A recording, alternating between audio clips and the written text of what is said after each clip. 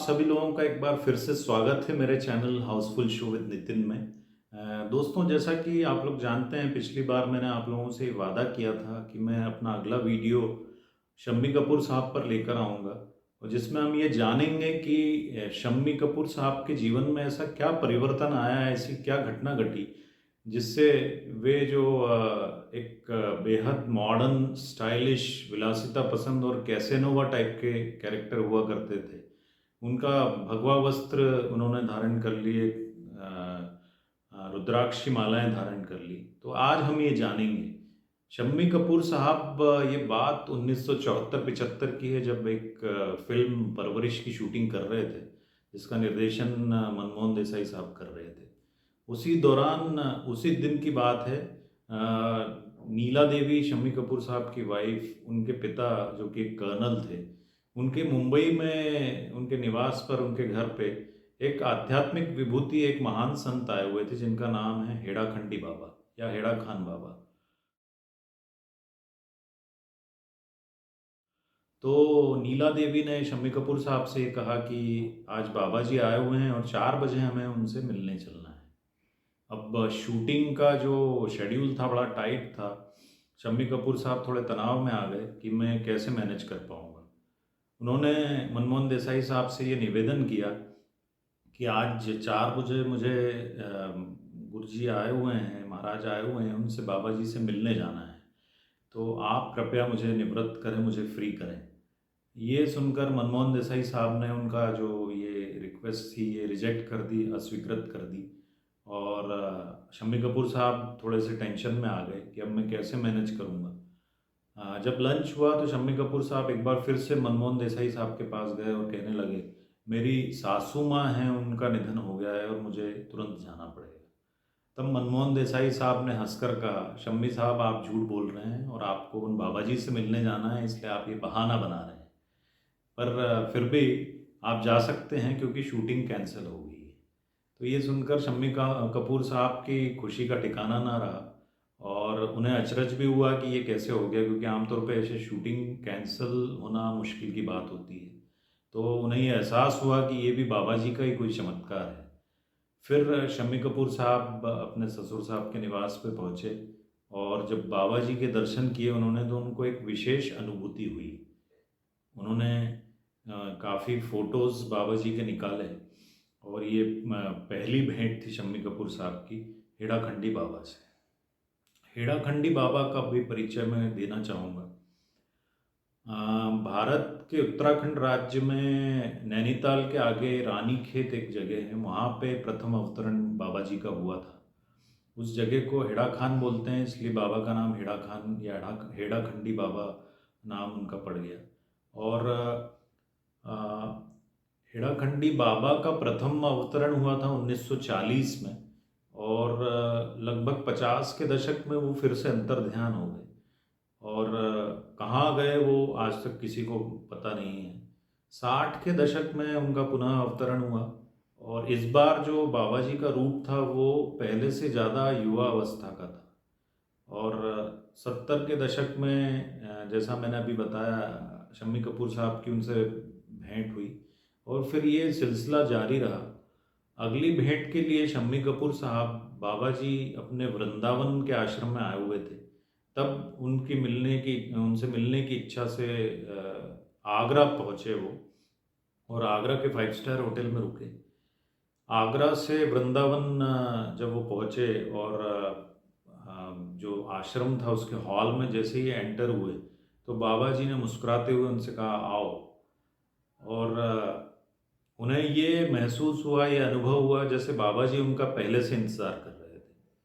तो ये जो अनुभूति होती है, ये वही व्यक्ति बता सकता है जिसको ये अनुभव हुआ है। तो 5 दिन ये सिलसिला चलता रहा। शम्मी कपूर साहब आगरा से वृंदावन आते, वृंदावन से आगरा। इस दौरान आश्चर्य की बात यह है कि शम्मी कपूर साहब को कोई भी पहचान भी नहीं पाया, ना होटल में ना बाहर। और शम्मी कपूर साहब को कोई भी असुविधा नहीं हुई और बाबा जी से इस दौरान उनका काफ़ी जो है आध्यात्मिक जुड़ाव हो गया। और 5 दिन खत्म होने के बाद जब बाबा जी पुनः अपने आश्रम रानीखेत लौट गए, तब एक विचित्र घटना शम्मी कपूर साहब के साथ घटी। वहाँ जो भी लोग थे होटल में या आगरा में बाहर वृंदावन में, वो सभी लोग शम्मी कपूर साहब को पहचान गए और शम्मी कपूर साहब को बड़ा असुविधा झेलना पड़ी। तब नीला देवी उनकी जो पत्नी थी, उन्होंने शम्मी कपूर साहब से कहा, बाबा जी अपने साथ हमारी शांति भी ले गए हैं। तो ऐसा उनके साथ में जो है अनुभव हुआ। उसके बाद उनका जाना आना लगा रहा उस आश्रम में, रानीखेत में, जो कि एक बड़ी दुर्लभ स्थान पे है। अगली मुलाकात में एक बार जब शम्मी कपूर साहब बाबा जी के आश्रम गए, तब एक मिठाई का डब्बा लेकर साथ में गए थे। और जब वो वहाँ पहुँचे तो उन्होंने बाबा जी के चरणों में वो मिठाई रख दी। बाबा जी ने उस मिठाई के डब्बे को खोलकर उसमें से 2-3 मिठाई के पीस निकाल कर शम्मी कपूर साहब के हाथ में रख दिए और उनसे कहा, ये मिठाई तुम खा लेना। तभी शम्मी कपूर साहब के पीछे से उनके साले साहब थे, वो बोले, बाबा जी इन्हें एक्यूट डायबिटीज़ है और ये खाना इनके लिए बिल्कुल भी अच्छा नहीं है, ये खाकर ये बीमार पड़ जाएंगे। तब बाबा जी मुस्कुराए और वो जो मिठाई के पीस थे वो वापस उस डब्बे में रख दिए, उसको बंद करके वो पूरा डब्बा शम्मी कपूर साहब के हाथ में रख दिया और शम्मी कपूर साहब से कहा, महात्मा, शम्मी कपूर साहब को महात्मा कहते थे, महात्मा तुझे कल तक ये पूरी मिठाई खाना है और सिर्फ तुझे ही खाना है। शम्मी कपूर साहब चूँकि खाने के शौकीन थे, तो वो अगले दिन तक पूरी मिठाई चट कर गए और इसके बाद शम्मी कपूर साहब की बुरी तरह से तबीयत बिगड़ गई। तो परिवार वाले पूरे सकते में आ गए, चिंता में आ गए कि अब क्या होगा और हमें तुरंत इन्हें अस्पताल ले जाना पड़ेगा। चूँकि रानीखेत में वो आश्रम बड़े दुर्लभ स्थान पे था, तो वहाँ से पास ही में हल्द्वानी एक शहर था जहाँ पे जाने का योजना बनाई गई और शम्मी कपूर साहब के लिए विशेष एक घोड़ा गाड़ी तैयार की गई, क्योंकि शम्मी कपूर साहब काफ़ी वज़नी व्यक्ति थे, वज़न काफ़ी था उनका। तो शम्मी कपूर साहब के दिमाग में तब एक विचार आया कि मैं डॉक्टर के पास क्यों जाऊं, जब मैं भगवान के, ईश्वर के, गुरुदेव के सानिध्य में हूँ, तो मुझे डॉक्टर के पास जाने की क्या ज़रूरत है। और जब ये विचार, ये संकल्प उनके मन में आया, उसी क्षण से उनकी तबीयत जो है वो सुधरने लगी और वो पूर्णतः स्वस्थ हो गई। तो ऐसा चमत्कार जो है उनके साथ हुआ। और इसी दौरान, इस प्रवास के दौरान, एक बार बाबा जी अपने जो भक्त, जो उनके शिष्य होते थे, उनको सुबह 4 बजे चंदन का तिलक लगाते थे, ऐसा जैसा शिव संप्रदाय के लोग लगाते हैं, ऐसा पूरा माथे पर। तो उन्होंने शम्मी कपूर साहब से कहा कि सुबह 4 बजे आप उठ के आ जाना और महात्मा तुम्हें भी मैं ये तिलक लगाऊंगा। तो ये तिलक एक तरह से दीक्षा जैसा था शम्मी साहब के लिए। शम्मी साहब थोड़े से विचलित हो गए, सुबह 4 बजे कैसे उठूंगा, कैसे जाऊंगा, सीढ़ियाँ चढ़कर जाना था। तो जैसे तैसे 4 बजे उठे और पहली सीढ़ी चढ़कर ही हाँफने लगे। पीछे से बाबा आ रहे थे। बाबा ने पूछा, क्यों महात्मा, क्या हुआ? तो मुस्कुरा कर बोले, बाबा जी मैं सीढ़ियाँ नहीं चढ़ पा रहा हूँ। तो बोले, कोई बात नहीं, चिंता मत करो। और उनके कंधे पे हाथ रख दिया और ऊपर तक उन्हें ले गए। और जब शम्मी साहब ऊपर पहुँचे, तब उन्हें ये अनुभव हुआ कि सीढ़ियाँ मैं कब चढ़ा इसका मुझे कुछ भी भान नहीं है। जब मैं ऊपर आया तभी मुझे दिखा कि मैं ऊपर आ चुका हूँ। तो ऐसे चमत्कार बाबा के थे। ऐसे ही जब शम्मी कपूर साहब मुंबई वापस लौटने लगे, तब बाबा जी ने उन्हें निर्देश दिया था कि वहाँ जाकर तुम्हारी शुगर एक बार टेस्ट करा लेना।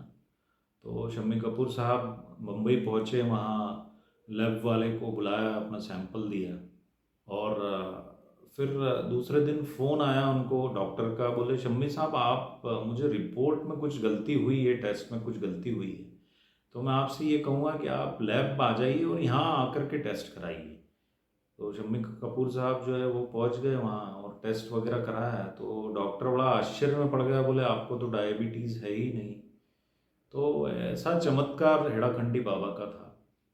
हमारे भारतवर्ष के सनातनी संस्कृति के जितने भी श्रेष्ठ और महान संत हुए हैं, उनमें से एक हेड़ा खान बाबा थे। जिनके कई चमत्कार हैं। और हेड़ा खान बाबा कहाँ से आए थे, कहाँ गए, आज तक किसी को भी पता नहीं है। हेड़ा खान बाबा के बारे में कहा जाता है कि 1984 में वो ब्रह्मलीन हो गए थे। लेकिन हेड़ा खान बाबा वो विभूति हैं जो ब्रह्मलीन तो हो गए, लेकिन आज भी संकल्प शक्ति से कहीं भी आ जा सकते हैं। आज भी सुदूर पश्चिम देशों में, अमेरिका में, यूरोप में, भारतवर्ष के अलग अलग कोनों में लोग उनके दर्शन करते हैं और उनसे उनका जो है बातचीत होती है। और उन लोगों को वो ये बताते हैं कि मेरा आश्रम रानी खेत के आगे हेड़ा खान है, एक स्थान है, वहाँ पर है। और लोग ढूंढते हुए हेड़ा खान बाबा को वहाँ आते हैं और अपने वृत्तांत, अपने अनुभव लोगों को सुनाते हैं। तो ऐसे थे हेड़ा खान बाबा, जिन्होंने शम्मी कपूर साहब के पूरे जीवन को परिवर्तित कर दिया। शम्मी कपूर साहब जो है वो लगभग रोज़ या अधिकतम शराब और मांसाहार का सेवन करते थे। और गुरुदेव हेड़ा खान बाबा ने उन्हें कभी इसके लिए मना भी नहीं किया। लेकिन धीरे धीरे शनै शनै शम्मी कपूर साहब की विचारधारा, सोच, व्यक्तित्व पूरा बदल गया और इन सभी विलासिता की चीज़ों से वो दूर हो गए और एक समर्पित शिष्य बन गए, गुरुदेव के प्रति पूर्णतः समर्पित हो गए। तो ऐसे गुरुदेव जो है पुण्योदय होता है तभी मिलते हैं। हेड़ा खान बाबा की महिमा अपरंपार है। वे साक्षात शिव थे, जिन्होंने शम्मी कपूर साहब के जीवन को बदल कर रख दिया। संभवतः शम्मी कपूर साहब के पूर्व जन्म के कुछ अच्छे कर्म होंगे जो उन्हें ऐसे सामर्थ्यवान, ऐसे सिद्ध गुरु मिले। और हेड़ा खान बाबा के बारे में बोलते हुए मुझे भी बड़ी सुखद अनुभूति हो रही है। सभी लोग शुभ कर्म करें, अच्छे कर्म करें और जब आपके पुण्योदय होंगे तो ज़रूर आपको भी हेड़ा खान बाबा जैसे ही सामर्थ्यवान गुरु मिल जाएंगे, जैसे शम्मी साहब को मिले थे। तो मैं आशा करता हूँ दोस्तों, मेरा ये वीडियो आप लोगों को बहुत पसंद आया होगा। यदि पसंद आया तो कृपया मेरे चैनल को सब्सक्राइब करें और बेल आइकन को प्रेस करें। और दोस्तों, मेरा अगला वीडियो मैं लेकर के आऊँगा एक और संगीत मनीषी, संगीत ऋषि रविंद्र जैन, जिन्हें दादू के नाम से सभी जानते हैं, उनके विषय में। रविंद्र जैन साहब जिन्होंने रामायण का संगीत दिया था, तो उस संगीत के निर्माण, उसके सृजन के दौरान उन्हें क्या आध्यात्मिक अनुभूति हुई थी, इसके विषय में मैं अपना अगला वीडियो लेकर के आऊँगा। तो मेरा ये वीडियो के लिए आप प्रतीक्षा करें और जब भी मैं लेकर आऊँ ज़रूर देखें। और इसी बीच आप सभी लोग अपना बहुत ध्यान रखें और मेरे चैनल को ज़रूर सब्सक्राइब करें। तब तक के लिए सभी को बहुत बहुत नमस्कार।